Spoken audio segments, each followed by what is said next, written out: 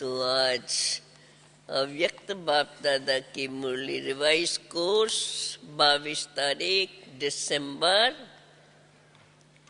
95 साल। इससे पहले 75 की मुरलियां सुन रहे थे, पर आज 95 की मुरली है। आज प्यार के सागर बाप दादा अपने प्रेम स्वरूप आत्माओं को देख रहे हैं। प्यार के सागर बाप दादा अपने प्रेम स्वरूप आत्माओं को देख रहे हैं। हर एक के दिल में क्या समाया हुआ है? हर एक के दिल में परमात्म प्यार समाया हुआ है। ये परमात्म प्यार प्राप्त भी इस एक ही जन्म में होता है। 83 जन्म देव आत्माएं व साधारण आत्माओं के द्वारा तुम्हें वो प्यार मिलता रहा। सोचो, याद करो, सारे कल्प का चक्कर लगाओ। स्वदर्शन चक्रधारी हो ना, तो सारे कल्प की नॉलेज बाबा ने दी है। तो बाबा कहते हैं सारे कल्प का चक्कर लगाओ, एक सेकंड में सारे कल्प का चक्कर लगाया, सेकंड में लगेगा ना। हाँ, सतयुग से कलयुग अंत तक 84 जन्मों का चक्कर, तो 83 जन्मों में तो दैवात्माएं और आत्माओं से प्यार मिलता रहा। तो बाबा कहते हैं लगाओ चक्कर, याद करो, सोचो, सारे कल्प का चक्कर लगाओ। स्वदर्शन चक्रधारी हो ना, एक सेकंड में सारे कल्प का चक्कर लगाया, तो 83 जन्मों में परमात्म प्यार मिला था। 83 जन्मों में परमात्म प्यार मिला था? नहीं। किसका प्यार मिला? 83 जन्मों में सिर्फ परमात्म प्यार मिला था? नहीं मिला।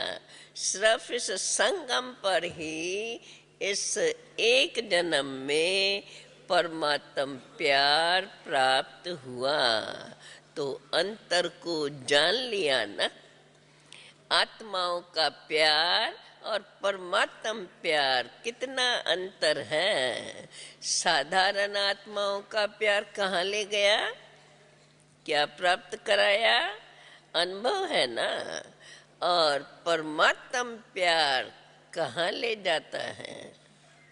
अपने स्वीट होम और स्वीट राजधानी में। आत्म प्यार राजभाग गंवाता है, वे आत्माएं हो गई ना।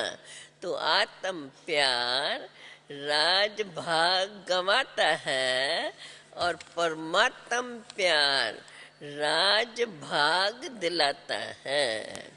और इसी ही जन्म में, ऐसे नहीं कि सिर्फ भविष्य के आधार पर चल रहे हो।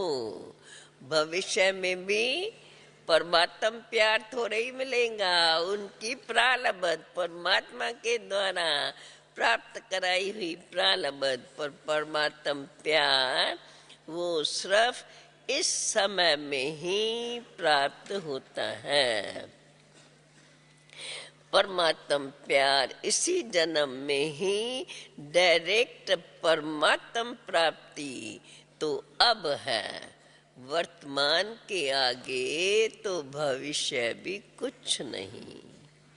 आप लोग गीत गाते हो ना, स्वर्ग में क्या होगा और क्या नहीं होगा। और अभी का गीत क्या है? स्वर्ग में क्या होगा क्या नहीं होगा वो गीत तो गाते हैं। अभी क्या प्राप्त हुआ है, अभी का गायन क्या है हमारा? पा लिया जो था के पाना। तो जो पाना था वो पा लिया। पांडवों ने क्या पाया? पांडवों ने पा लिया। गोपियों का तो गायन है ही। इस समय का गायन है कि अप्राप्त नहीं कोई वस्तु ब्राह्मणों के खजाने में। एक तो गायन ये है पा लिया जो था कि पाना, और दूसरा फिर गायन है अप्राप्त नहीं कोई वस्तु ब्राह्मणों के खजाने में। देवताओं के खजाने में तो नहीं है अप्राप्त कोई, परंतु अभी ब्राह्मणों के खजाने में भी अप्राप्त नहीं कोई वस्तु।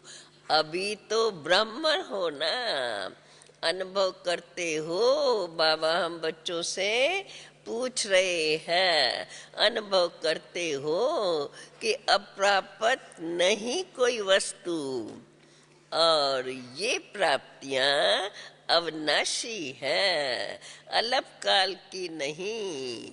तो जिसको सर्व प्राप्तियां हैं उसके जीवन में क्या विशेषता होंगी?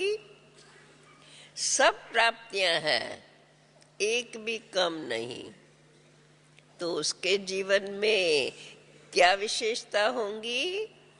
उसकी चलन और चेहरे में क्या विशेषता दिखाई देंगी? हाँ, हेडिंग क्या सुनी? तो बाबा कहते हैं उसके चलन और चेहरे में क्या विशेषता दिखाई देंगी? सदा प्रसन्न चित्त। कुछ भी हो जाए, लेकिन सर्व प्राप्तिवान अपनी प्रसन्नता छोड़ नहीं सकता। अप्रसन्नता कभी भी होती है। अगर कभी भी होती है तो चेक करो, अप्राप्ति का अनुभव होता है या प्राप्तियों का। आज बाप दादा ने बहुत ही सेवा केंद्रों और उप सेवा केंद्र देखे। विदेश में नहीं, इस देश में सेवा केंद्र देखे। चक्कर लगाया बाबा ने। सेवा केंद्र में विशेष तो सेवाधारी है। तो आज चक्कर लगाते हुए सेवाधारी और सेवा स्थान दोनों ही देखे। हर एक स्थान में, चाहे छोटे चाहे बड़े, सभी में चेक किया तो सेवाधारी तन से, मन से, धन से और सेवा के संबंध संपर्क से कितने प्रसन्न हैं। क्योंकि विशेष तो यही बातें हैं ना। तो क्या देखा? तन तो सबके पुराने ही हैं, चाहे जवान है चाहे बड़े हैं या छोटे। छोटे तो और ही बड़ों से भी कहाँ कहाँ कमजोर है। चाहे बीमारी बड़ी है, लेकिन बीमारी की महसूसता कि मैं कमजोर हूँ, मैं बीमार हूँ, ये बीमारी को बढ़ा देते हैं। ये महसूसता बीमारी को बढ़ा देती है।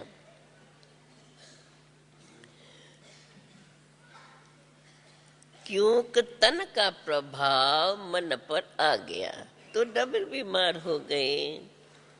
तन और मन दोनों से डबल बीमार होने के कारण बार बार सोल कॉन्शियस के बजाय बीमारी कॉन्शियस हो जाते। तो क्या देखा? तन से तो मेजॉरिटी बीमार कहो या हिसाब किताब चुकतू करना कहो, कर रही हैं, लेकिन 50% डबल बीमार।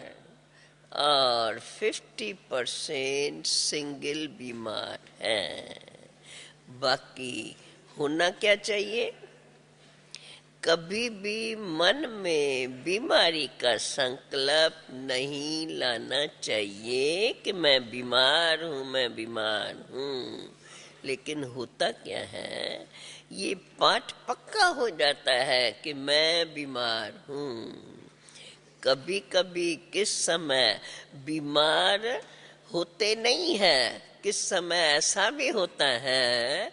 बाबा बताते हैं, देखो बच्चे क्या करते हैं, कभी कभी किस समय बीमार होते भी नहीं है, लेकिन मन में खुशी नहीं है तो बहाना करेंगे, मेरे कमर में दर्द है।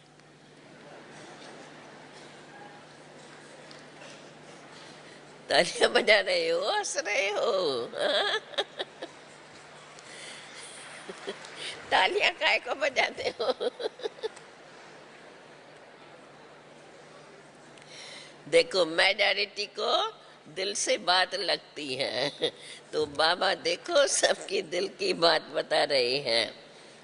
कभी कभी किस समय बीमार होते भी नहीं है, लेकिन मन में खुशी नहीं है तो बहाना करेंगे, मेरी कमर में दर्द है। क्योंकि मेजॉरिटी को या तो टांग दर्द या तो कमर का दर्द होता है।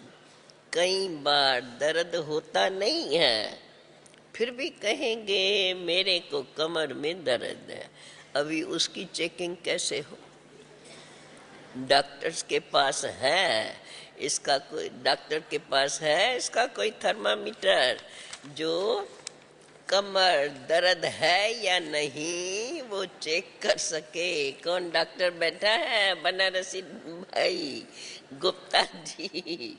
तो बाबा कहते हैं डॉक्टर्स के पास है ये ऐसा थर्मामीटर, एक्सरे कराओ, ये कराओ, वो तो और ही खर्चा लगाओ। तो क्या देखा, तन के बारे में सुनाया, कई सेवाधारी ऐसे दिखाई दिए। सेवाधारी आप सभी हो, ऐसे नहीं समझना कि ये सिर्फ टीचर्स की बात है। सेवाधारी आप सब प्रवृत्ति वाले भी हो। कभी आपके घरों का भी चक्कर लगाएंगे, ये भी ध्यान रखना। देखेंगे कैसे सोते हैं, कैसे उठते हैं, डबल बेड है या सिंगल बेड है।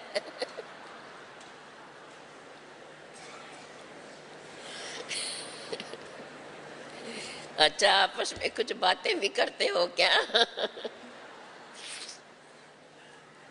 सबको हंसी आती है ना कि कैसे कैसे हम रहते हैं। अच्छा, ये तो आज ये तो आज के चक्कर की बात है, वो तो कभी देखेंगे, वो देखा जाएगा। आजकल के हिसाब से शक्तिशाली फ्रूट कौन सा है? आजकल के हिसाब से बाबा ने नया शक्तिशाली फ्रूट बताया है। आजकल के हिसाब से दवाइयाँ खाना ये बड़ी बात नहीं समझो, क्योंकि कलयुग का वर्तमान सबसे शक्ति, कलयुग का वर्तमान समय सबसे शक्तिशाली फ्रूट ये दवाइयाँ हैं। देखो कोई रंग बिरंगी तो है ना, कलयुग के लास्ट का यही एक फ्रूट है, तो खा लो प्यार से। दवाई खाना ये बीमारी याद नहीं दिलाता है। अगर दवाई को मजबूरी से खाते हो तो मजबूरी की दवाई बीमारी याद दिलाती है, और अगर शरीर को चलाने के लिए एक शक्ति भर रहे हैं उस स्मृति में खाएंगे तो दवाई बीमारी याद नहीं दिलाएंगी, खुशी दिलाएंगी, बस अभी 2-3 दिन में दवाई से मैं ठीक हो जाएंगे। आजकल के तो बहुत नए नए फैशन है कलयुग में। सबसे ज्यादा इन्वेंशन आजकल दवाइयाँ या अलग अलग थेरापी निकली है। आज फलानी थेरापी है, आज फलानी थेरापी है। ये तो कलयुगी सीजन का शक्तिशाली फल है, इसलिए घबराओ नहीं। लेकिन दवाई कॉन्शियस, बीमारी कॉन्शियस होकर के नहीं खाओ तो तन की बीमारी होनी ही है, ये नई बात नहीं है। इसलिए बीमारी से कभी घबराना नहीं। सुन रहे हो? बीमारी से कभी घबराना नहीं। बीमारी आवे उसको थोड़ा उनका फ्रूट खिला दो और विदाई दे दो। अच्छा, ये तो हुई तन की रिजल्ट। फिर और क्या देखा? मन में क्या देखा? एक बात खुशखबरी की देखी कि मेजॉरिटी, हर एक सेवाधारी के मन में बाबा का प्यार और सेवा का उमंग दोनों है। बाकी 25% कोई मजबूरी से चल रहा है, वो छोड़ो। लेकिन मेजॉरिटी के मन में ये दोनों बातें देखी और ये भी देखा कि बाप से प्यार होने के कारण याद में भी शक्तिशाली हो बैठने का, चलने का, सेवा करने का। अटेंशन तो बहुत देते हैं। सुन लिया ना? मेजॉरिटी के मन में ये दोनों बातें देखी। कौन सी? सेवा का उमंग भी देखा, बाप का प्यार भी देखा, और ये भी देखा कि बाप से प्यार होने के कारण याद में भी शक्तिशाली होकर बैठने का, चलने का, सेवा करने का अटेंशन भी बहुत देते हैं। परंतु खेल क्या होता है? चाहते हैं कि याद की सीट पर अच्छी तरह से सेट होकर बैठ जाएं, लेकिन थोड़ा टाइम तो सेट होते हैं, फिर हिलना झुलना शुरू होता है। जैसे बच्चा होता है, उसको ज्यादा समय सीट पर बिठाओ तो हिलेगा जरूर। तो मन भी अगर कंट्रोल में, ऑर्डर में नहीं है तो थोड़ा समय तो बहुत अच्छे बैठते हैं, चलते हैं, सेवा भी करते हैं, लेकिन कभी सेट होते हैं, कभी अपसेट हो जाते हैं। कारण क्या है? होना सेट चाहते हैं, लेकिन अपसेट क्यों होते हैं? कारण क्या है? एकाग्रता की शक्ति, दृढ़ता की शक्ति उसकी कमी है। प्लान सोचते बहुत अच्छा है, ऐसे बैठेंगे, ये अनुभव करेंगे, फिर ये सेवा करेंगे, फिर ऐसे चलेंगे, लेकिन कर्म करने में या बैठे बैठे भी दृढ़ता की शक्ति कम हो जाती है और बातों में मन बुद्धि बट जाता है। चाहे काम में बिजी नहीं है, लेकिन व्यर्थ संकल्प ये सबसे बड़ा काम है। जैसे वो आजकल की दवाइयाँ, वैसे बाबा कहते हैं ये व्यर्थ संकल्प ये सबसे बड़ा काम है जो अपने तरफ खींच लेता है। तो स्थूल काम नहीं भी हो, लेकिन दृढ़ता की शक्ति बट जाने के कारण मन और बुद्धि सीट पर सेट होने के बजाय हलचल में आ जाते हैं।